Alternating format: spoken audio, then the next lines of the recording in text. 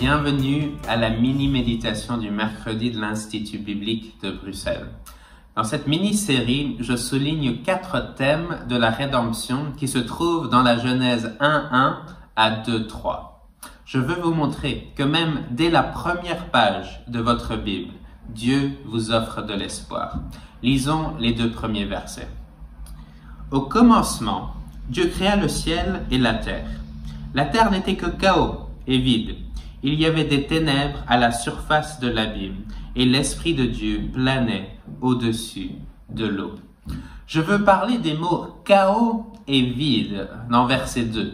En hébreu, c'est l'expression tohu vabohu, qui sont des mots très rares. Bohu n'apparaît que 2 autres fois dans la Bible hébraïque, dans Ésaïe 34:11 et Jérémie 4:23. Tohu apparaît 18 autres fois, mais seulement une autre fois dans les livres de Moïse, dans Deutéronome 32:10. Je veux maintenant étudier ces usages. Dans la Genèse 1:2, l'état de la terre est chaos et vide, puis dans le reste du chapitre, Dieu prend le désordre et y met de l'ordre.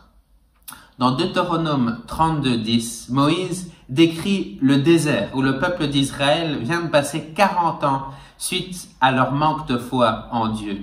Le désert qui est tohu ou sans forme, chaos, dans le contexte est mis en contraste avec la terre promise vers laquelle le peuple d'Israël se dirige.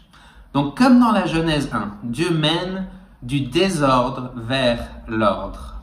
Dans Jérémie 4:23, c'est la terre promise qui est décrite comme tohu vabohu. Jérémie 4 commence avec un appel à la repentance et puis l'annonce du jugement de Dieu à travers un envahisseur du Nord. Mais même dans Jérémie, le tohu vabohu n'est pas le dernier mot. Jérémie 31:38 déclare que Jérusalem sera un jour reconstruite. Nous voyons que les mots chaos et vide sont plus que juste des descriptions objectives de l'état de la terre avant le premier jour.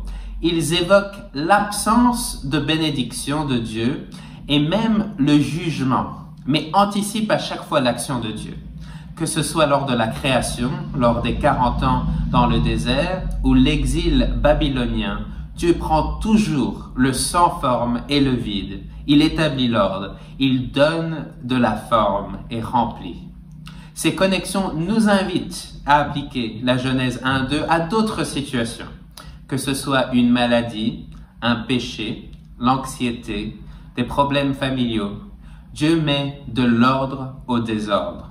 Quoi qu'il arrive, nous pouvons faire confiance à Dieu et prendre du confort. Il prend le vide et le sans forme et œuvre pour le bien de son peuple. Que la grâce du Seigneur Jésus-Christ soit avec vous tous.